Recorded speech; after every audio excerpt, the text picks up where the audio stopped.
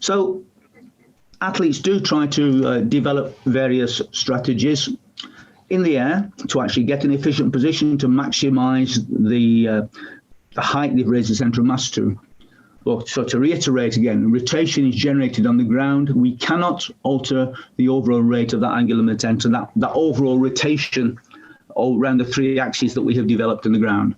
That remains the same, but we can alter the speed of rotation around a specific axis by moving body segments around, whether it's the head, the arms, the trunk, or the lower limbs.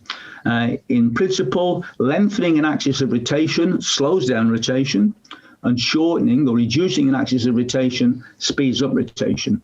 So we can look at some examples of how this happens. So if we look at Levchenko, when she takes off very quickly, as you said, she lowers her free knee. And later on in the jump, she brings her arms from above her head to the side of the body. So if we just look and see what effect that has. So if we freeze it above the bar, we'd say, yeah, this is a great position. This is something which we would like our athletes to adopt. It's not super extreme. It looks very, very competent, and it addresses the challenges that we want in getting a good quality layout. So jumpers either instinctively or deliberately can adopt various strategies to overcome issues that may arise. So by her dropping her lead leg, at this point, she increases the spin around the long axis, so her back turns to the bar very quickly.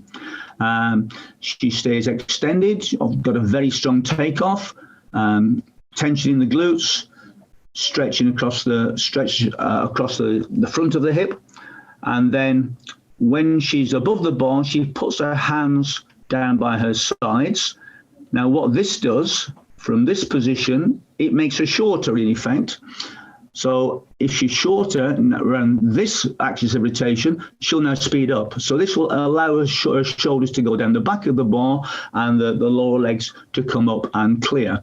And bearing in mind that girls are only jumping 20 centimeters or so above their height, standing height, they have to rotate far quicker than the guys who maybe are clearing 50, 55, 60 centimeters above their standing height.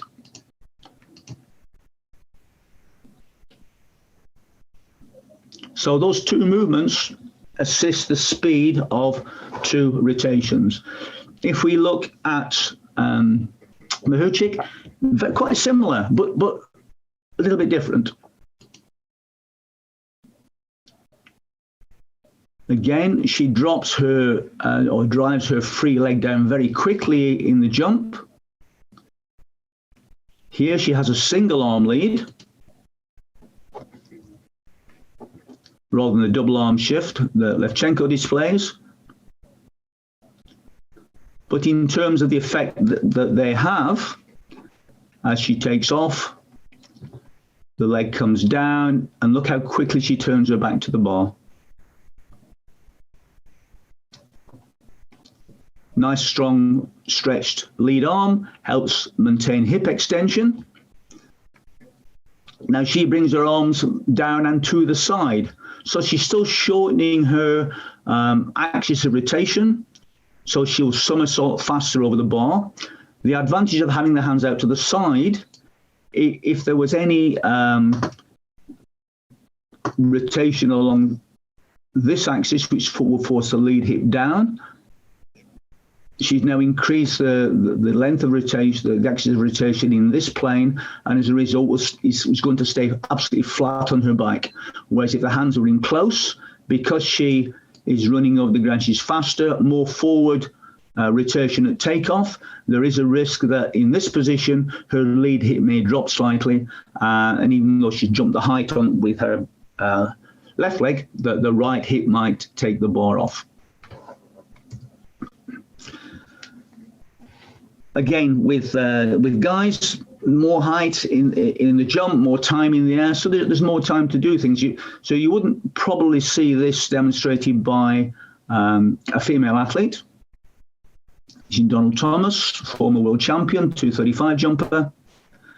who almost does it, what you might, if you're a long jump coach, you go, that's a hitch kick. But it's a horizontal hitch kick. He's on his back and he's using, as a long jumper does, a hitch kick to extend the hips. And in his case, it works quite well. The other thing to note is that because he has a long jump takeoff, there is a lot of counter rotation going on. Knee drives across, right arm drives back, and then he tries to almost do a cat twist coming back the other way to square everything up above the bar. Doesn't quite do it completely. The lead hip is still slightly down, but there's an awful lot of activity in one direction, back in the other, to allow him to adopt a good layout above the bar. Our own Dalton Grant does exactly the same thing. Some people call it the Dalton wriggle, but remarkably effective. Driving down that lead leg, lifts the hips. In his case, because he also adds an inside arm lead to it, extended above the bar, that by stretching the anterior oblique sling across the front of the body, allows him to get a very strong position and maintain it, more importantly, above the bar. So you can see the legs working to lift, to drive the hips up, in tandem with that arm being driven down the back of the bar. Now, considering Dalton's best was only 237, this bar's at 234 from the world champs in Toronto. Sadly, he didn't get a medal that day. But you can see how effective that technique is. So if somebody does it, don't discount it. Try to analyze why they're doing it in that way, and can you tweak it to make it effective and efficient. Again, Dalton very, very fast on the approach, has been recorded at faster than 4 strides a second on his last 4 strides. Obviously will have a lot of forward rotation at takeoff, and you can see, because his knee doesn't stay up through the jump, there hasn't got a free limb generating rearwards rotation to counteract the excess forward rotation he's got. So as a result, he's slightly skewed. Lead hip is down over the bar. As we said with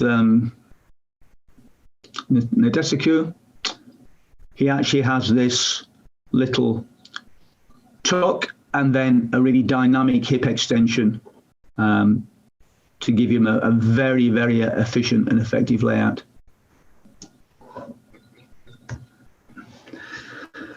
We all, as coaches, we all focus on what the lead arm's doing, especially with an inside arm lead jumper. But if we just look at Silnov here, look what he's doing with his left arm. He's driving it back and down, and this is a really good technique to use for extending the hip.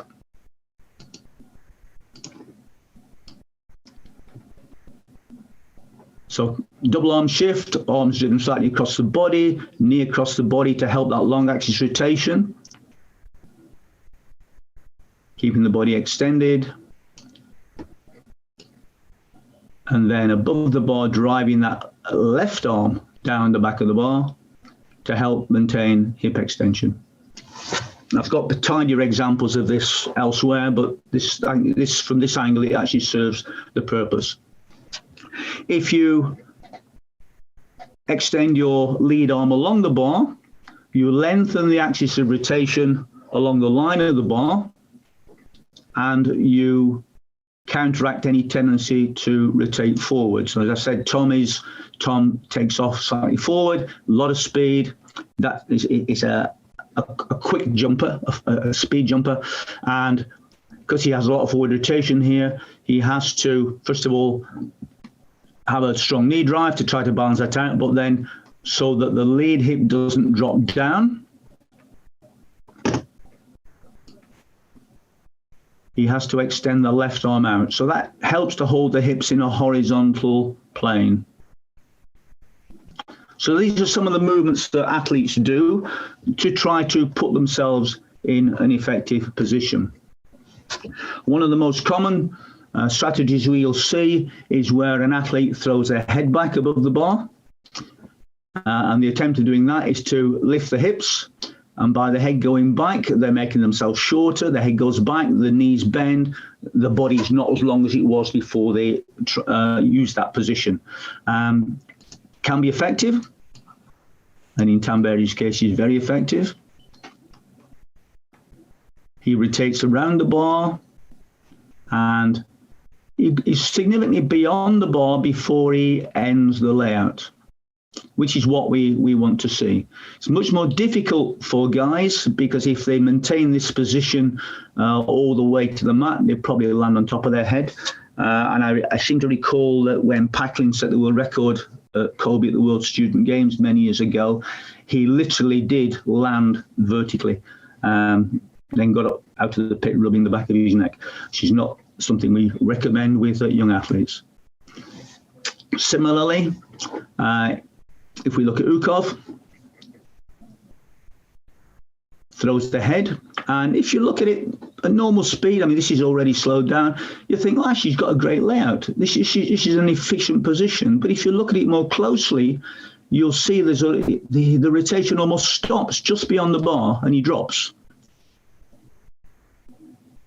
So as if in simple terms, he runs out of steam. So we look at this position, the head's thrown back. Actually, I'm not that impressed with the amount of hip extension here. I see a lot of neck extension and lumbar extension, upper lumbar extension, but I'm not seeing hip extension, which is what we want to see. Because if you extend the hips and the muscles are under stretch, you've almost sometimes just got to relax, and the hips will then fly out. You almost get a stretch reflex effect. So he gets above the bar, and then he drops. And if you look as he's coming off the bar, the shoulders are actually level with the hips; they're not below them. So it has to be. It's an active recovery. And even Steve Smith, who we've looked at as one of our own, as a British record holder, you would say the same thing for Steve. Again, great position, but again, if you look in a little more detail, the amount of extension in this position, he's lost the hip extension whilst his thighs are still haven't even crossed the bar.